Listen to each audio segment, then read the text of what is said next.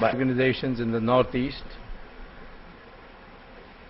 Mr. Chaudhary, Dr. Sushila, and friends, I am privileged to be here to speak on a topic which concerns and worries all of us, and that is about India being in crisis. Crisis is not new to India. We have had many crises.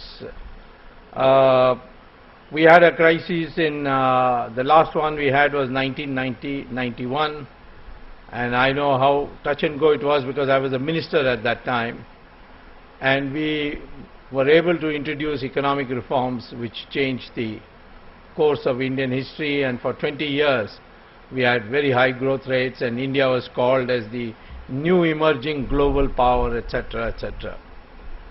So that crisis produced economic reforms. Similarly, we had crisis on in the China crisis in 1962, as a consequence of which our defense machinery was vastly improved. We had a crisis of food in 1965, which led to Green Revolution. So I find that every time we have had a crisis, India comes out and improved from that crisis. So if there is a crisis, I welcome it. I think crisis is good for India because we act only when there is a crisis, otherwise we don't act crisis. In 1977, we had an election, and I remember from 75 to 77 when I was struggling, fighting, I went abroad to campaign against it. Everybody said this is a poor country, what people understand about democracy. If tomorrow Mrs. Gandhi holds an election, she will get landslide victory. 1977, she held an election, her party not only lost, Mrs. Gandhi herself lost in Raebareli. That was the contribution of the people of India. So I think first of all I would urge you that any crisis comes, have a positive approach, don't be depressed what is happening to our country. We need to analyze and then go forward. The present crisis that nation is in is a different one from all the previous ones, because it's a multiple crisis. It's not just one crisis. It's not economic crisis, defense crisis, or some political crisis, but it's all together. And so we now need to bring ourselves together to find a solution to these crises, all these crises. And I think that if we do manage this time, then I don't think we will have a crisis for a long time. In fact, I think India will become a global power and a massive economic power if we solve this present crisis situation. Now, what are the various dimensions of our crisis? The first crisis we have is the crisis which, I mentioned this as the most important crisis, although the newspapers may not reflect it. The most important crisis is the growing terrorism that the country faces. This is threatening your existence. We have a Maoist terrorist movement. We have a Islamic terrorist movement. We have ethnic terrorist movement in Northeast. We have varieties of crises of this kind, and people say that maybe in Punjab again there might be a flare-up of crisis. So therefore we have all these crises, and we have to deal with them now urgently. And I think the most important of these crises, in the most important dimension of this crisis, is the Islamic terrorism. Islamic terrorism, I say, because they are fighting in the name of Islam. They don't want, this is not that some separatist movement which wants to separate some state from India. But this is a movement which says that India should be Islamized. India should become an Islamic country. And that is being stated formally by Osama bin Laden, who said that India is an incomplete chapter of Islamic history. Now what did he mean by that? He meant that in India, compared to other countries where Islam has invaded, there has been a difference. Iran was once ruled by Zoroastrians. They are fire worshippers. Islam invaded Iran, captured it, came to power, and then in 15 years, Iran became completely Muslim, 100% Muslim. Neighboring country, Babylon, Mesopotamia, which is today known as Iraq, Islam captured that country, Islamic forces, and in 17 years the country of Iraq became 100% Muslim. Similarly, Egypt was conquered by Islamic forces, and in 21 years it became 100% Muslim. Europe was conquered by Christians, and in 50 years they made them 100% Muslim, Christian. But in India, Muslims ruled this country for 800 years, and Christians ruled this country for 200 years. Even then your country today is 83% Hindu. This is the incomplete chapter. This is because every state there was some fighter who did not submit. Rana Pratap in Rajasthan, Kattabomman in Tamil Nadu, Rani Chennamma in Karnataka, against the British Rani Jhansi, Subhash Chandra Bose. Here of your, in your state there were so many. The Vijayanagaram Empire extended through this state. So we kept fighting. Shivaji fought and got victory also. So therefore we kept on fighting and they never gave up, and that's why Islam could not convert the Hindus to 100% Muslim.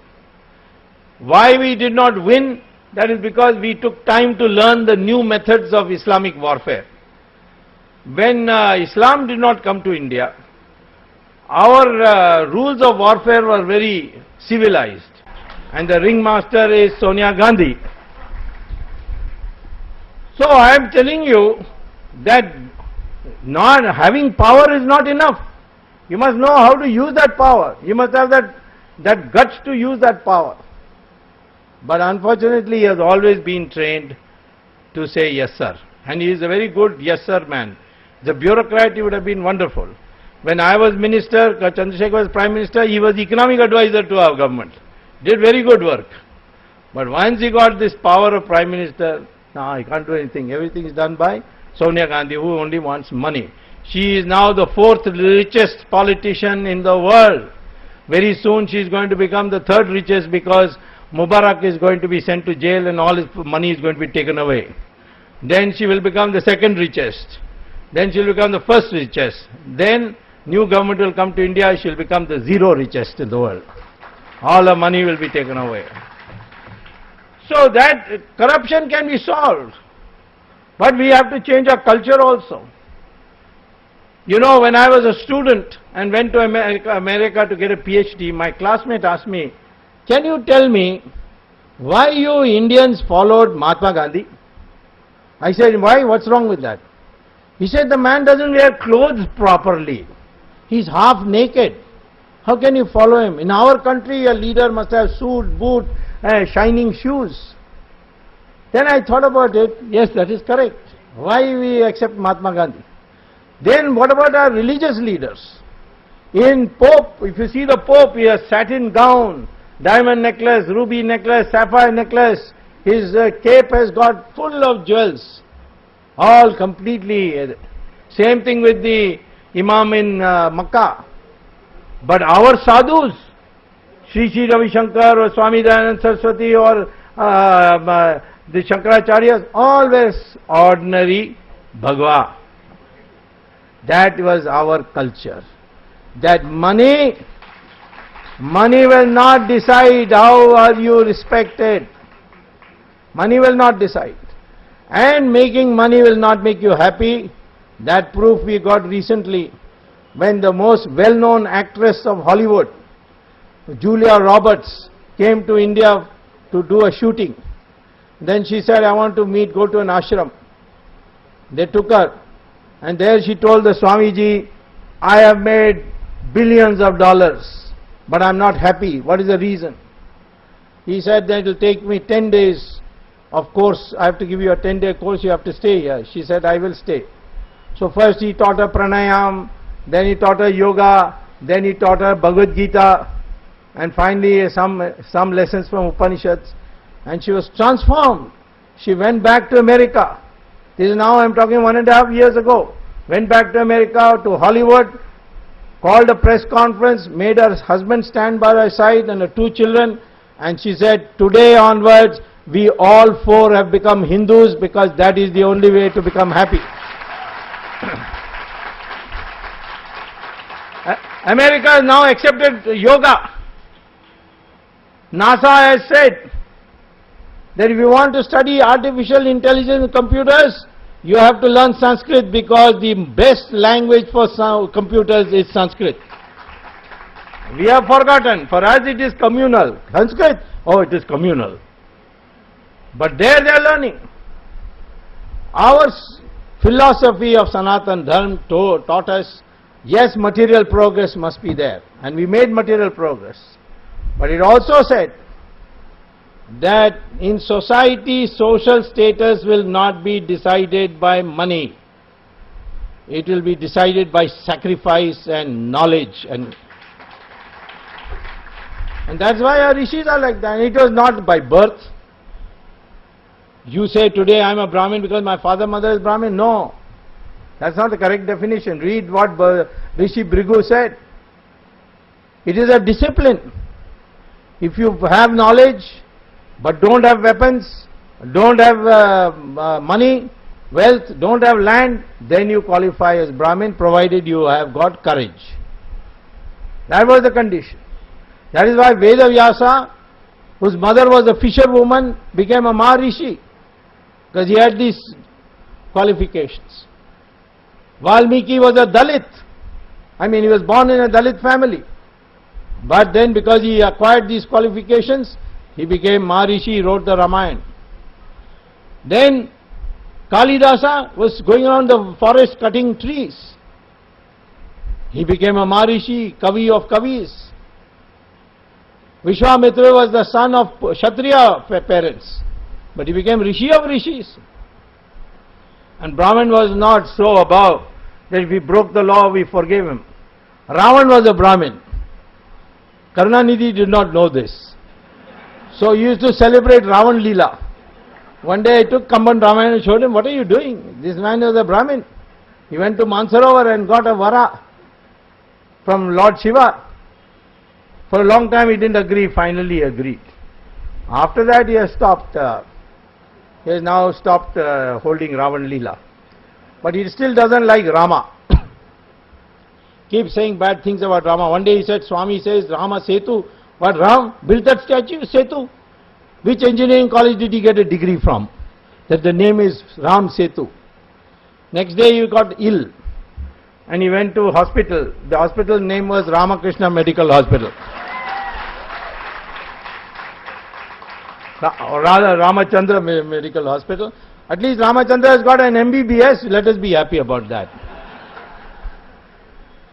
So sir, I would say, in the time available to me, that we have today only a leadership crisis.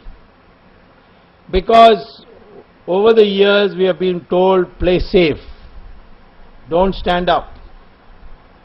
And if anyone stands up, discourage him.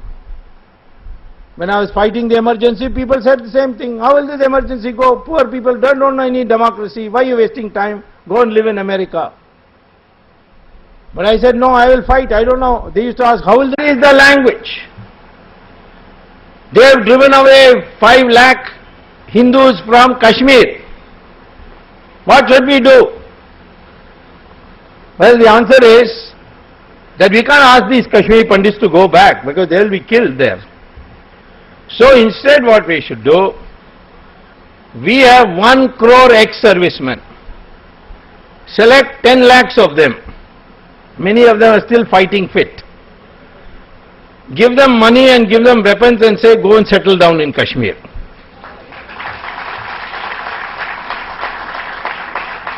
And from these Kashmiri Pandits, you take their home address because now it is occupied by militants.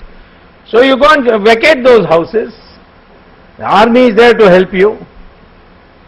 And say that if the Jammu Kashmir Chief Minister complains that Article 370 would be disturbed by it, then you tell him that Article 370 was brought so that the religious composition of Kashmir is not disturbed. That's what Jawaharlal Nehru said. But the militants have disturbed it by driving away the Hindus from Kashmir. And when everything settles down, those Kashmiri Pandits will go and we'll call back all our ex-servicemen. And now we have got a very, very able, honest, upright ex-serviceman who has retired on the 1st of June. His name is V.K. Singh. We should put him in charge of this operation. Then I like to see, why 10 lakhs instead of 5 lakhs? Because we have to tell the militants, you send 1, we will send first time 2. If you send 2, we will send 10. And ultimately we'll take over Kashmir. That is the language terrorists understand. We are complaining that Bangladesh is sending infiltrators into India. 33% of Bangladesh population come into India. They are living in Assam, Bengal. And though you are saying put the BSF, more BSF, they will all be bribed. They are all getting bribed. No use saying put a fence because the tender for the fence is also corrupted. And instead of putting steel fence, they put iron fence, and that it can be cut very easily. So what we should do, if we had a good government, we should tell Bangladeshis that Pakistan was created, of which Bangladesh was a part at that time, for those Muslims who can't live with Hindus, who don't want to live with Hindus. Now after getting Pakistan, your Muslims have come to live with the Hindus in our country. So therefore, if 33% has come from Bangladesh to India, either you take them back or give us 1/3 of Bangladesh territory for us in India. And if you draw a line in the map from Sylhet to Khulna, the land above that line is 1/3 of Bangladesh. The military people are very happy with this because now they have to go around Bangladesh, and there is a small thin strip which is called Chicken Neck, where China is above, Bangladesh is below, and then connect to Assam. Any time it can be cut off. Assam can be cut off. So if you get this part, you will be secure. It requires willpower. That is what Mr. Padmanabhaya was saying. How do you restore this will? It can be done, but it requires willpower. Look at what the Americans have done. They waited and waited for Osama bin Laden, found him, they went inside his house and killed him. We did not do it for Prabhakaran. In the case of Prabhakaran, Rajiv Gandhi's widow was saying, please let him go, let him go. She even sent her daughter to meet one of the killers of her husband. Now I don't know how this is possible. No Indian widow will ever send her daughter to meet the killer of her husband. Maybe in Italy they allow that.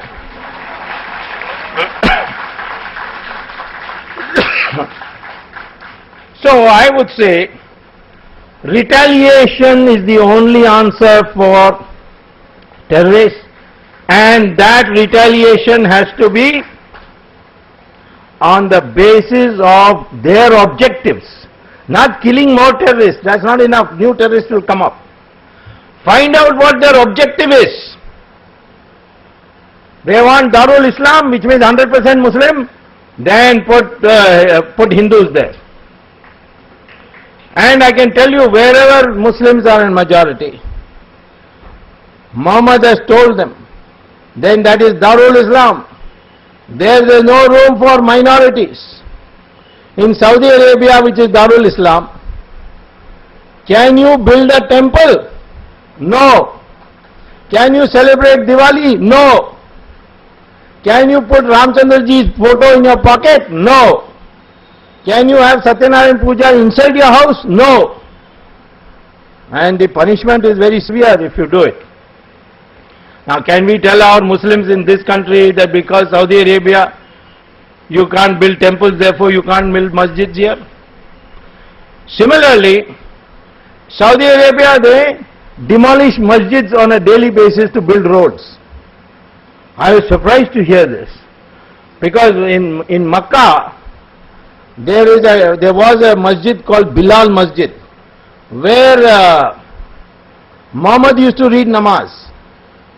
So one day Saudi Arabian government decided the king, when he goes to Makkah, he should have a palace. So they demolished that masjid and built a palace. So some archaeologists said at least this masjid you should not have demolished. So the Saudi Arabian government issued an official note. Masjid is not a religious place, it's a building to read namaz.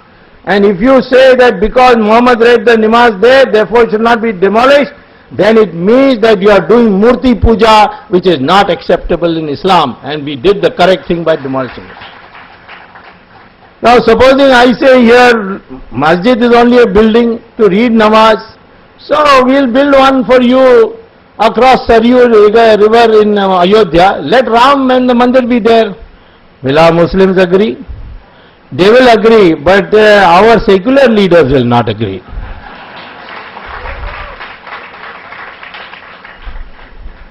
Most problem with our Muslim question is that it is our people, the Hindu people, whose mind is confused. The Muslim will adjust. For instance, in this country, if I want uniform civil code, can I give you uniform civil code? No. In Australia, Muslims accept civil code. One day one imam said a public statement that if the Australian government can please give us separate civil code, we'll be happy. So the Prime Minister of Australia was a woman. She said, if you want Sharia, a separate civil code, then please find another country, because Australia will not give it to you. Next day, all Muslim organizations issued a statement that this mullah is a mad fellow. We are happy with uniform civil code and we will never ask for a separate code. This is Australia. Same thing in America. Why? Because Muhammad said, if the majority is united against you, surrender. That is called al-taqiyya. So I don't blame Muslims. Their mind is clear. If you are a Rasgullah, they will push you. But if you are strong, they will adjust with you. I say to Muslims, you are our brothers and sisters if you accept that your ancestors are Hindus. What is the difficulty? Otherwise, what you are saying, you are Gauri and Ghazni's children. Then have your blood tested? DNA? I have done the test of blood. I have read research articles published in the University of London, in Cambridge University. What does it say? Muslim blood and Hindu blood has the same DNA structure. I'll tell you one thing more. Brahmin blood and scheduled caste blood also has the same DNA structure. North Indian blood and South Indian blood also has the same DNA structure. We are one people. The British have filled your brain with Aryans and Dravidians and all this nonsense. In fact, when Raj Thackeray was making statements that these UP taxi drivers are taking away the employment of all us Marathis, I asked a friend, you know Raj Thackeray, why don't you get me a sample of his hair? Because even DNA can be found out from hair. So he said, yeah, I go to the same hairdressing salon as him. Next time he goes for haircut, I'll give you a hair sample of his. So I got his hair sample. Then I gave 10 rupees to a UP taxi wala. He gave me his hair sample. So I had it tested in Hyderabad. You have a laboratory here.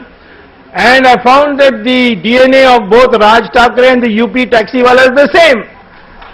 And I went and announced it in a press conference. I said this Raj Thackeray has also come from UP.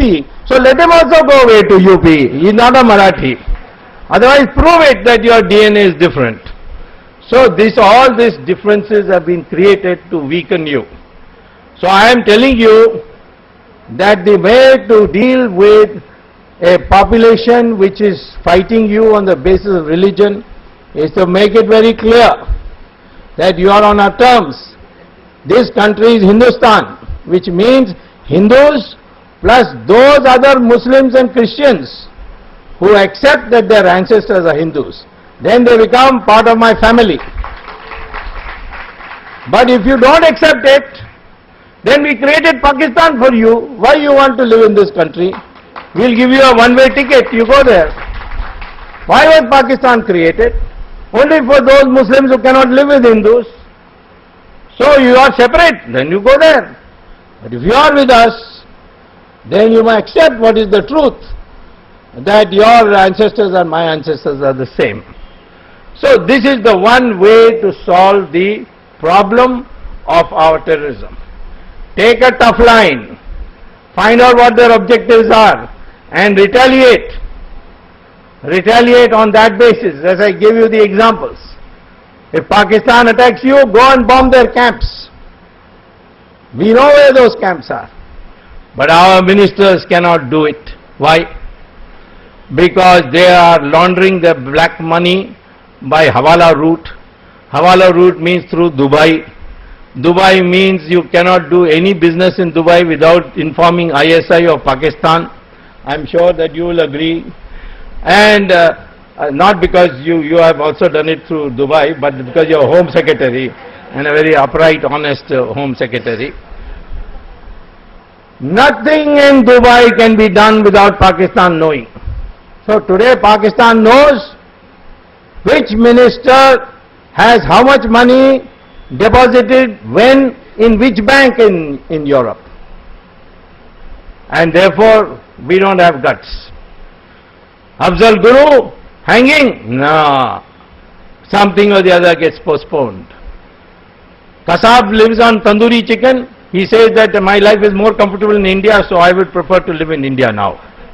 And in jail even better. This is lack of guts that has been bred into our system. Negotiate. If there is a terrorist attack, government must not say Shanti, Shanti. But instead tell Pakistan, hand over your people or we'll bomb you. Americans are doing it all the time. Make friends with the Israelis, make friends with the Americans. And today, because Western China is having Muslim Islamic terrorist problems, China is also ready to cooperate on that. If necessary, if Pakistan, I'm afraid what is going to happen in Pakistan, please understand. It is going to be now taken over by Taliban. Afghanistan will also be taken by Taliban. And then war with you will come because of them. Better get ready. Don't say peace, peace, peace. Look at the fact that we are negotiating on Siachen. Pakistan is not in Siachen, they are on the ground. We are on the top. And Pakistan says, let us both demilitarize. Of course, it's easy for them to demilitarize. They are downstairs. We are sitting on the top. How can we give that up? But the government is negotiating. So this is the first thing I would like to say. Second crisis we have, and that is corruption. Corruption is now reached such an extent that you can, if you stop it, you don't have to pay taxes in our country. What is the total tax bill of our central budget? Almost 5 lakh crore rupees is the total tax collected by the government of India. How much is the black money in foreign bank accounts? 70 lakh crore rupees. So if you bring that back, you will have 14 years of zero taxes. And can you bring it back? Of course you can bring it back. What do you have to do? Government issues an ordinance. All accounts of Indian citizens in 77 countries which are secret banking are hereby nationalized. They have become government property. If any Indian citizen can prove that his account was legally opened, the money is legally put there, we will defreeze and give it back to him. Under the United Nations resolution of 2005, this is now legal, we can do it, and if we today issue that ordinance, tomorrow we will get 70 lakh crores back. Similarly, if we want to raise money from the country, auction the spectrum. Today how much we are going to get? By this new. Earlier on they sold it for 14,000 crores, the whole spectrum. Then I went to Supreme Court and said cancel it, cancel all the licenses. Supreme Court has cancelled the licenses and said have auction. Now they are going to have auction. Instead of 14,000 crores, they are going to get 4 lakh crores from the auction.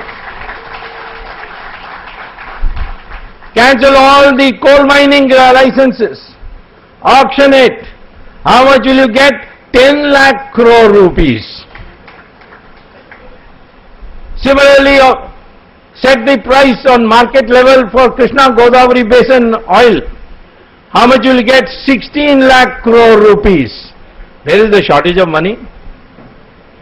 So there is plenty of money if you want it, if you get a tough government.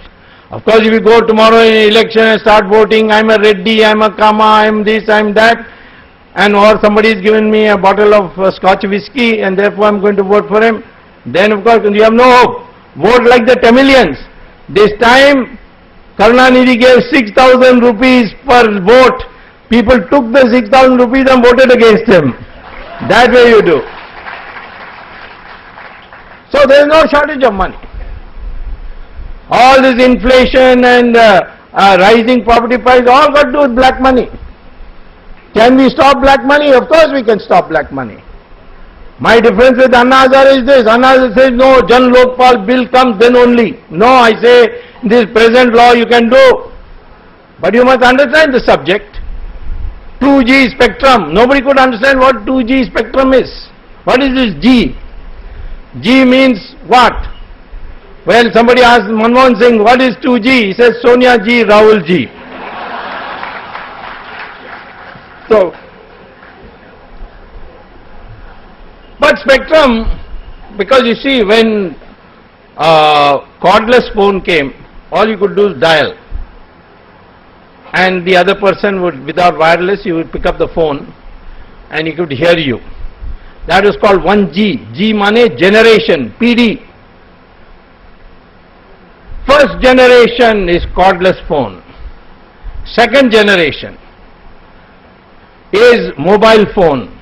You can phone, you can send email, you can send SMS, you can send picture. That is second generation.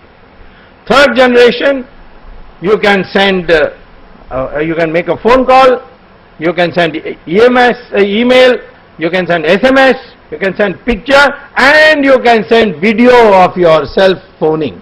You phone, the other chap picks up, you can see him, he can see you. 4G, fourth generation.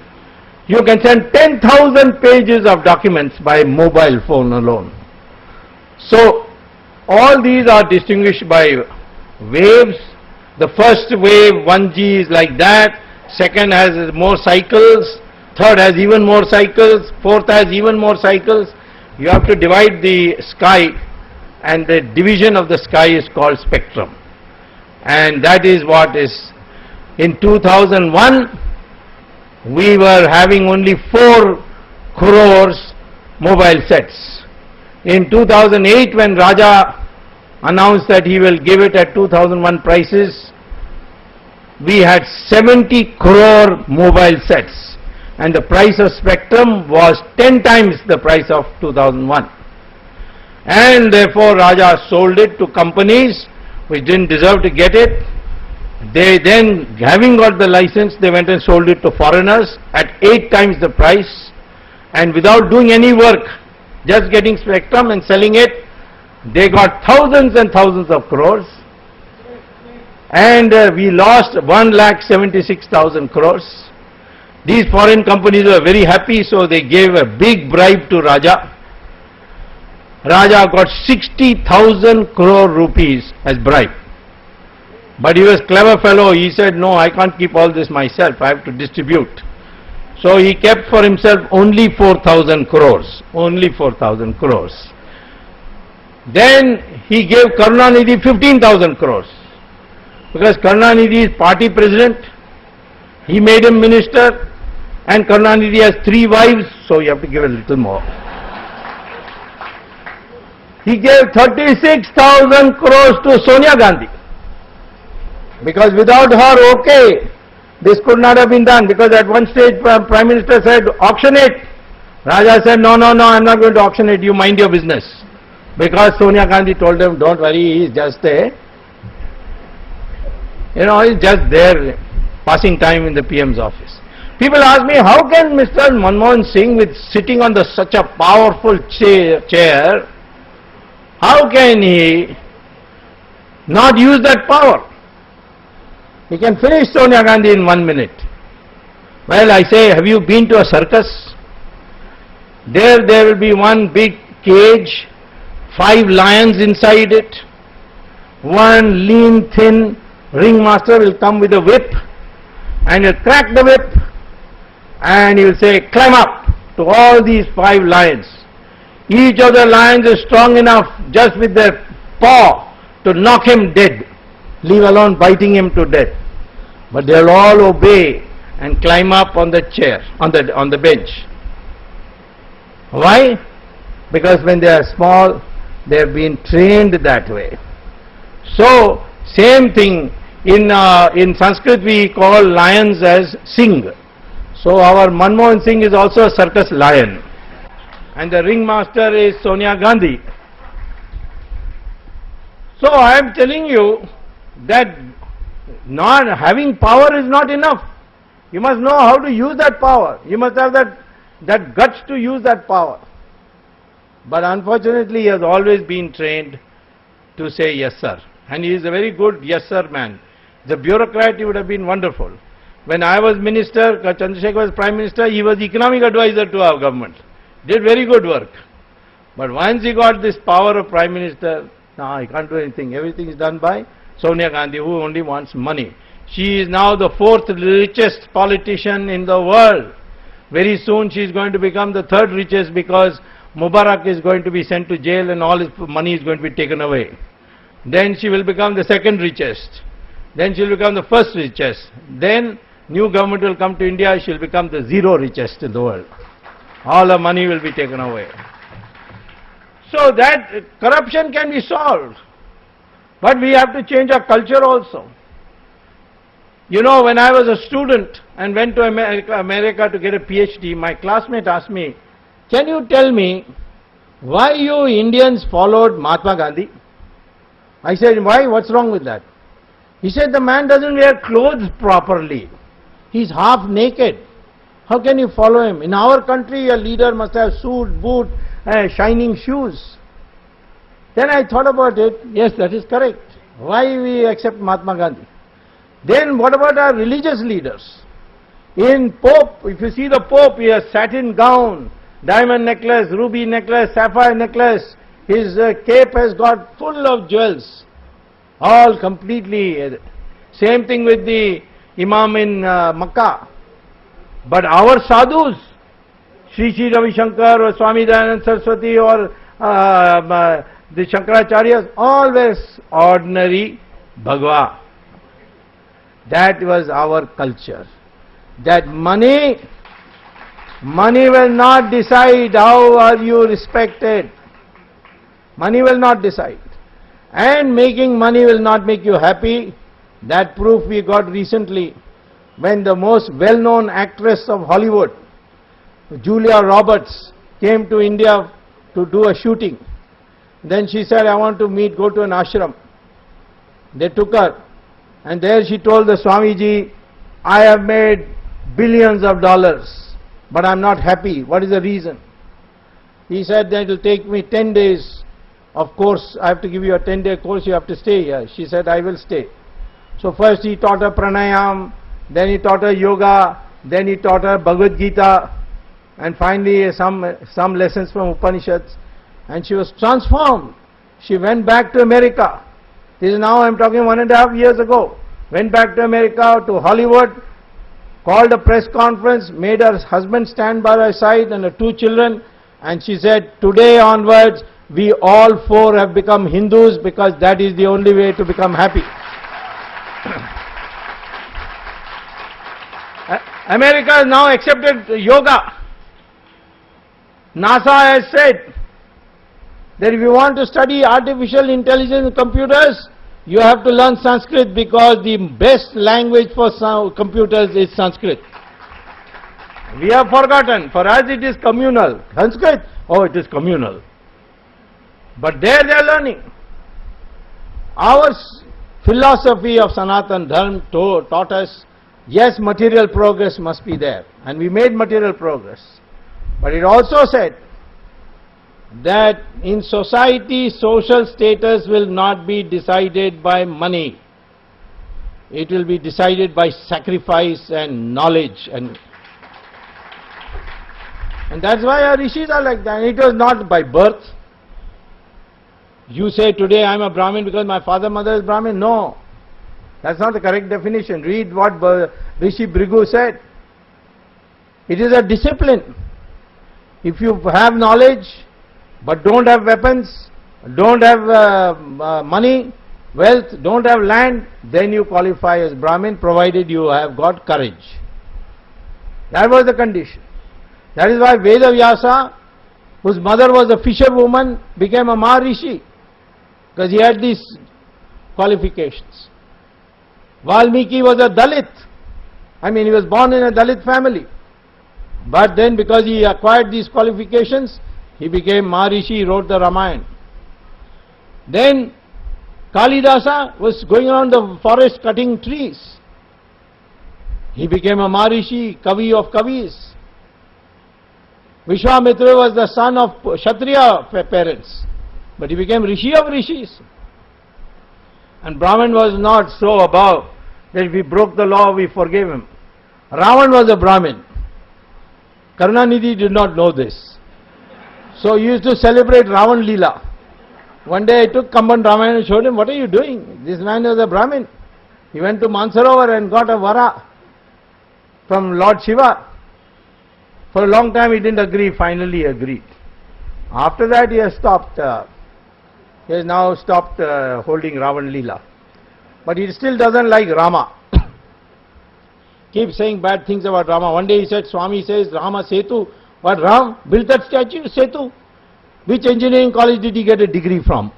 That the name is Ram Setu. Next day he got ill and he went to hospital. The hospital name was Ramakrishna Medical Hospital. Or rather Ramachandra Medical Hospital. At least Ramachandra has got an MBBS. Let us be happy about that. So sir, I would say, in the time available to me, that we have today only a leadership crisis. Because over the years we have been told, play safe, don't stand up. And if anyone stands up, discourage him. When I was fighting the emergency, people said the same thing. How will this emergency go? Poor people don't know any democracy. Why are you wasting time? Go and live in America. But I said, no, I will fight. I don't know. They used to ask, how will the emergency go? I said, I don't know, but I'll fight. Well, how did the emergency go? Indira Gandhi one day declared election and she lost the election. And emergency went away. So I never knew in advance that Indira Gandhi is going to declare election and then she's going to lose that election. So we don't know what all will happen. We have to do the right thing, as Lord Krishna said in Bhagavad Gita. The fruits of it will come in what form? Who can say? So we have to have a leadership which takes risk. And that only can come if you elect people properly. Everybody is critical of Mulayam Singh because he says he is doing vote bank politics. Mulayam Singh is a very old friend of mine. I asked him, and I must say he has shown courage so far. He has now supported Abdul Kalam. Mamta is also supported. Of course, in our country, you see, in the Brahma's cabinet, the three most important portfolios held by education by Saraswati, defense by Durga, finance by Lakshmi. Men have got nothing.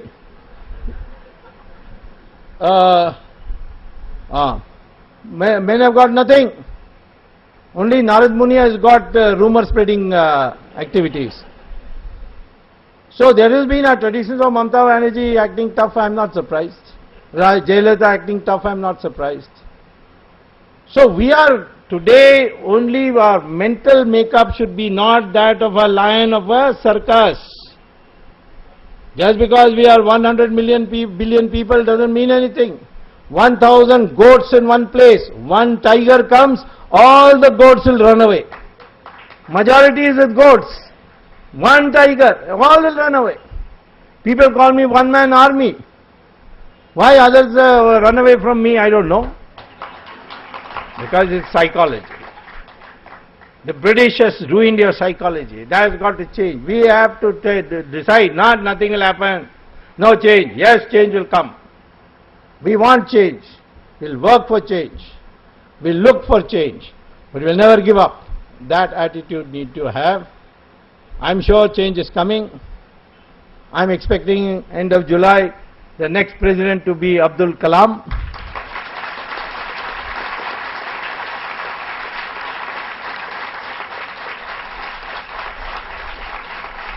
Then end of August Parliament will convene.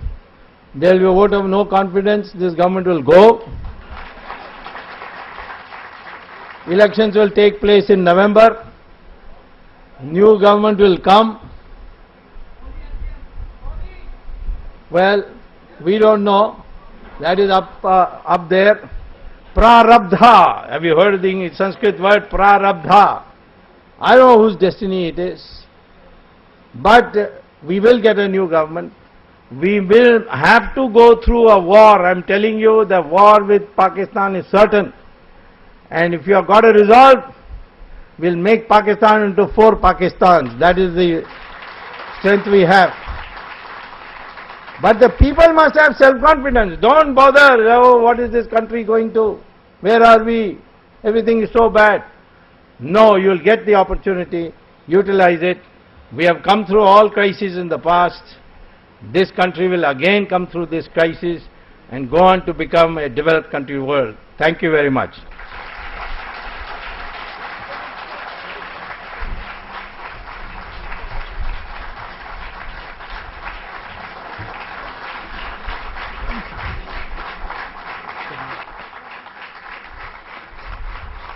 Thank you, Dr. Swamy. One of the best speeches ever delivered in the recent times. Unfortunately, Dr. Swamy has to catch a flight now. He has to go to Chennai.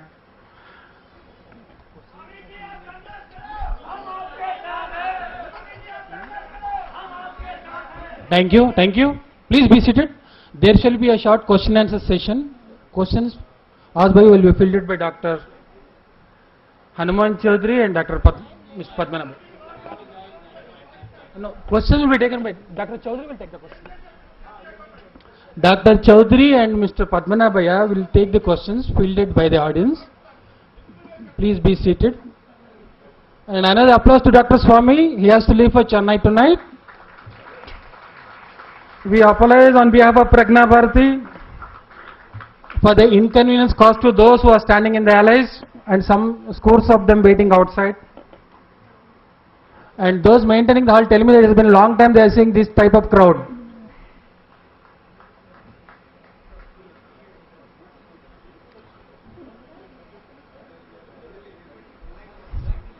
Some of us volunteers will go to the hall and distribute slips. Please put your questions on the slips. And Dr. Chaudhary and Mr. Padmanabh will answer those queries by you. Some announcement please by NEPA.